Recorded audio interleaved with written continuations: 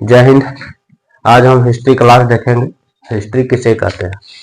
अतीत में घटित होने वाले महत्वपूर्ण घटनाओं को इतिहास कहते हैं। अतीत में घटित होने वाले महत्वपूर्ण घटनाओं को इतिहास कहते हैं। इतिहास का जनक हेरोडोटस को कहा जाता है। इतिहास को मुख्य रूप से 3 भागों में बांटा गया है। पहला भाग प्रागैतिहासिक काल, ऐतिहासिक काल, दूसरा अधैतिहासिक काल, तीसरा ऐतिहासिक काल। अब प्रागैतिहासिक काल को पुनः 4 भागों में बांटा गया है। पहला पूरा पाषाण काल, जो लगभग 25 लाख ईसा पूर्व से 12,000 ईसा पूर्व तक चला था। दूसरा मध्य पाषाण काल, जो 12,000 ईसा पूर्व से 6,000 ईसा पूर्व तक चला था। तीसरा नव पाषाण काल, जो 6,000 ईसा पूर्व से 3,000 ईसा पूर्व तक चला था। और चौथा उत्तर पाषाण काल या ताम्र पाषाण काल कहते हैं, क्योंकि उसमें तांबा की खोज हो चुकी थी। अब बात आता है पूरा पाषाण काल। पूरा पाषाण काल के समय मानव मुख्य रूप से अफ्रीका महाद्वीप में रहते थे। अफ्रीका महाद्वीप में रहते थे। अफ्रीका महाद्वीप में रहते थे। उस समय के मानव खानाबदोश थे।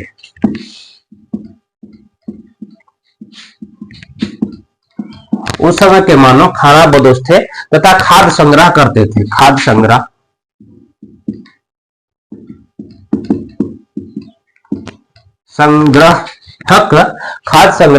संग्रहक थे, क्योंकि वे खाने से मतलब रखते थे और उसे दुनियादारी से कोई मतलब नहीं था। वह जैसे तैसे रहा करते थे। अफ्रीका महाद्वीप के जंगलों में रहते थे।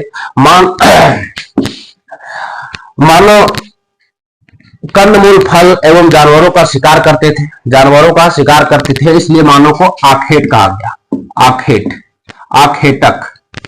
आखेटक मानव शिकार करते थे, इसलिए मानव को आखेटक कहा गया। अफ्रीका महाद्वीप में पूरा पाषाण काल में मानव जो रह रहे थे, वे पत्थर के बड़ा हथियार या औजार का इस्तेमाल करते थे जानवरों को शिकार करने के लिए। और पूरा पाषाण काल की जो सबसे बड़ी खोज है, वह खोज आग की खोज है। पूरा पाषाण काल में आग की खोज हो चुकी थी। आग की खोज होने के कारण मानव अपने जीवन में धीरे धीरे बदलाव आने लगे और आगे आया मध्य पाषाण काल। और उस सबसे अधिक मानव अपना समय व्यतीत किया है तो पूरा पाषाण काल में। उसके बाद मध्य पाषाण काल, जो लगभग 12,000 ईसा पूर्व से शुरुआत हुआ था और 6,000 ईसा पूर्व तक चला था। मध्य पाषाण काल। अब मध्य पाषाण काल में मानव पत्थर के छोटे छोटे हथियारों का प्रयोग करने लगे। पत्थर के छोटे औजारों का प्रयोग करने लगे। इसके साथ वह अंतिम संस्कार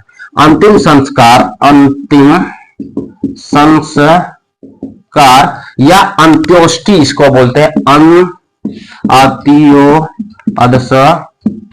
अंत्योष्टि कार्यक्रम करना प्रारंभ कर लिए। जैसे जिस प्रकार से हिंदू धर्म में 16 संस्कार होता है, सबसे अंतिम संस्कार जो कहा जाता है उसको दाह संस्कार। यह प्रक्रिया के वे लोग समझ गए थे मध्य पाषाण काल में। वे अंतिम अंत्योष्टि अर्थात अंतिम संस्कार की क्रिया करने लगे थे। या उसके लिए सबसे बड़ा हमें क्या मिलता है, बदलाव देखने को मिलता है कि उसके बाद आता है नव पाषाण काल, जो लगभग 6,000 ईसा पूर्व से 3,000 ईसा पूर्व तक चली थी।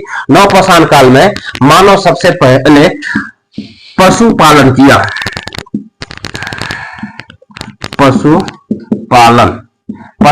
सीख गया। इसके साथ साथ वहां उस समय के मानव कृषि करने लगे। खेती करने लगे। जब खेती करेगा तो स्वाभाविक सी बात है, उसे एक स्थान पर टिक कर रहना पड़ेगा। इसलिए नव पाषाण में मानव अस्थायी आवास बना लिया। अस्थायी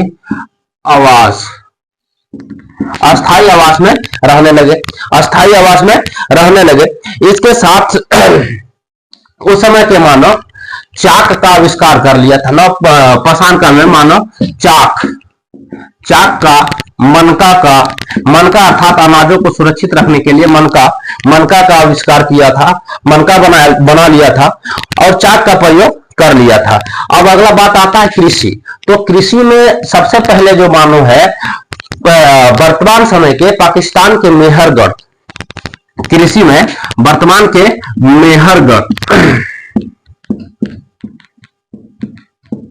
मेहरगढ़ में सुलेमान एवं किरथर पहाड़ी के बीच,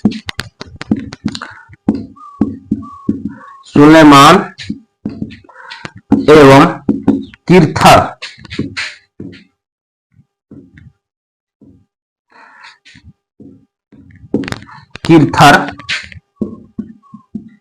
पहाड़ियों के बीच खेती जौ और गेहूं का किया था। जौ और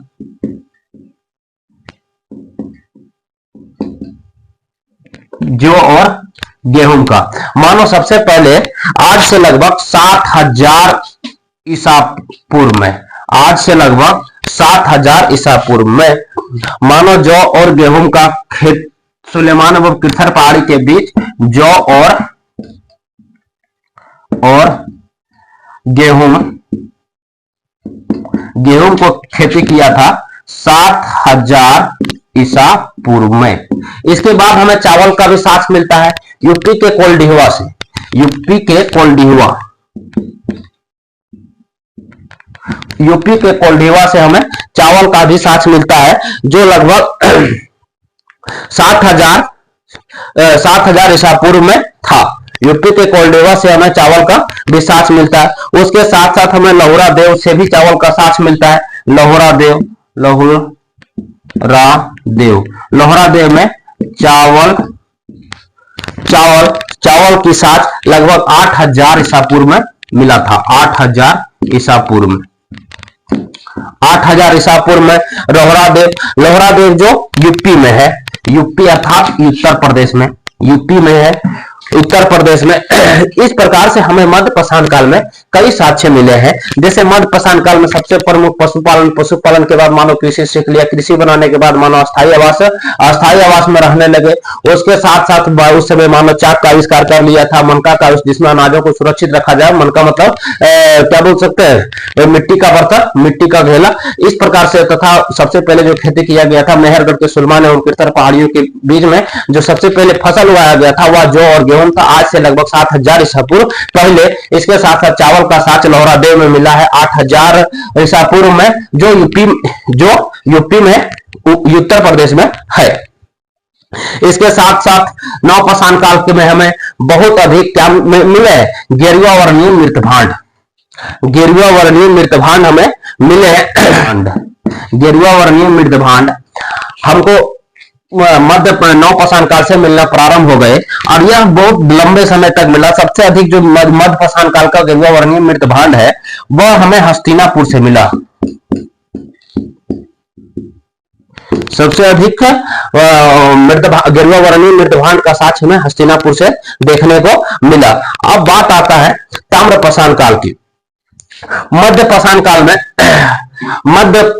पाषाण काल में मानो एक और सीख लिए थे, वह था चित्रकारी। जो एमपी मध्य प्रदेश के भीमबेटका में सबसे हमें चित्र का साक्ष्य मिलता है, वह लगभग मध्य पाषाण काल का था। वह चित्र में एक मानव द्वारा किसी जानवर को मारते हुए दर्शाया गया था। इस प्रकार से हमको यह पता चलता है कि मानव मध्य पाषाण काल में ही चित्र बनाना अर्थात चित्रकारी करना सीख लिया था। नवपाषाण काल में मानव पशुपालन, कृषि, अस्थायी आवास तथा चाक का खोज, मनका इस प्रकार से जो खेती की है सबसे पहले मेहरगढ़ में जो वर्तमान समय के पाकिस्तान में है, सुलेमान एवं किरथर पहाड़ियों के बीच जो और गेहूं का खेती लगभग 7000 ईसा पूर्व में किया गया। लोहरा देव में चावल का साक्ष्य 8000 ईसा पूर्व में मिला है और उस समय से गेरुआ वर्णीय मृतभांड हस्तिनापुर से सबसे अधिक मिली थी।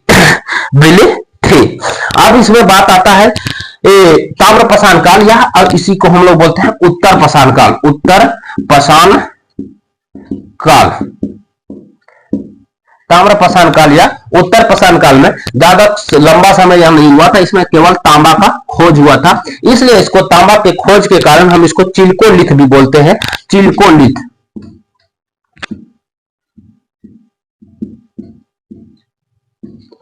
चिलकोलिथ, इसलिए इसको हम चिलकोलिथ भी कहते हैं, क्योंकि इसमें तांबा की खोज हुआ था। मध्यपाषाण को माइक्रोलिथ कहते हैं, माइक्रोलिथ, क्योंकि मध्यपाषाण काल में छोटे छोटे हथियारों का प्रयोग होने लगा था, इसलिए इसे हम माइक्रोलिथ के नाम से जानते हैं, माइक्रोलिथ के नाम से जानते हैं। अब यहां बात उठता है, सबसे पहले हिस्ट्री किसे कहते हैं? हिस्ट्री अतीत में घटित होने वाले महत्वपूर्ण घटनाओं को इतिहास कहते हैं। इतिहास के जनक हेरोडोटस को कहा जाता है। इतिहास को प्रमुख 3 भागों में बांटा गया है। पहला भाग प्राग इतिहास काल, दूसरा अर्ध इतिहास काल, तीसरा ऐतिहासिक काल। अब प्राग इतिहास काल को पुनः 4 भागों में बांटा गया है। पूरा पाषाण काल, नवपाषाण काल, नवपाषाण काल और पूरा पाषाण काल, मध्य पाषाण काल, नवपाषाण काल और उत्तर पाषाण काल या ताम्रपाषाण काल। पूरा पाषाण काल में मानव अफ्रीका में रहता था। उस समय मानव दलिद्र जैसा था, मान लिया जाए। वे मानव सिर्फ खाने से मतलब रहता था, उसे किसी प्रकार की कोई चिंता और फिक्र नहीं थी। उस समय के मानव को खाना बदोश कहा जाता था। वे खाद्य संग्रह करते थे तथा आखेट करते थे। पत्थर के बड़े बड़े औजारों का प्रयोग शिकार करने के लिए करते थे। मध्य पाषाण काल में पत्थर के छोटे छोटे हथियारों का प्रयोग होने लगा। पत्थर के छोटे छोटे हथियारों का प्रयोग करने लगे, इसलिए मध्य पाषाण काल को चिल्को मैक्रोलिथ, इसलिए मध्य पाषाण काल को मैक्रोलिथ भी कहा जाता है। मध्य पाषाण काल में मानव अंत्येष्टि कार्यक्रम अर्थात अंतिम संस्कार के बारे में सीख लिया था। वे अंतिम संस्कार करने लगे थे। जिस प्रकार से हिंदू धर्म में 16 संस्कार में सबसे जो अंतिम संस्कार है वह 16वां संस्कार है, इसलिए वह अंतिम अंत्येष्टि का कार्यक्रम कर रहे थे मध्य पाषाण के मानव। नव पाषाण काल में पशुपालन स्टार्ट हुआ। जो पशुपालन गया, सबसे पहले जो पशु पाला गया वह कुत्ता था। कुत्ता सबसे पहले जो पशु पाला गया वह कुत्ता था। इसके साथ साथ मानो उसने कृषि करना सीख लिया था। जब कृषि करेगा तो स्वाभाविक सी बात है कि मानो उसे अस्थायी आवास, क्योंकि जब खेती एक दिन में तो तैयार हो नहीं जाती है, उसमें कुछ समय लगता है, अर्थात यदि वहां नहीं रहेगा कोई जानवर उसे खा जाएगा, इसलिए मानो अस्थायी आवास भी बनाकर एक स्थान रहने सीख गए थे। इसके साथ साथ मानो चाक का खोज कर लिया था। चाक का खोज करने के फलस्वरूप उन्होंने मनका बनाना सीख लिया था और पशुओं से सामानों को ढुलाई करना भी जान चुके थे। और सबसे पहले जो खेती जौ और गेहूं का किया गया था वह आज से लगभग 7,000 ईसा पूर्व में ही किया गया था। सुलेमान एवं तिरसर पहाड़ी के बीच में जौ और गेहूं का। लोहरा में हमें साक्ष्य मिलता है चावल का 8,000 ईसा पूर्व में। कोलडेहवा भी उत्तर प्रदेश में, वहां से हमें साक्ष्य मिलता है लगभग 7,000 ईसा पूर्व में चावल। अब बात आता है उत्तर पाषाण काल में। उत्तर पाषाण काल में एक धातु की खोज हो गया था, वह धातु था तांबा। और तांबा की खोज के कारण उत्तर पाषाण काल को चिल्कोलिथ के नाम से भी जाना जाता है। और ये हो गया हमारा, क्या बोल सकते हैं, पूरा प्राग इतिहास खत्म। इसके बाद हम लोग जो पढ़ेंगे वह पढ़ेंगे अर्ध इतिहास। अर्ध इतिहास में हम लोग पढ़ते हैं मुख्य रूप से जिस प्रमुख घटना सिंधु सभ्यता के बारे में, अर्थात हड़प्पा सभ्यता के बारे में पढ़ेंगे।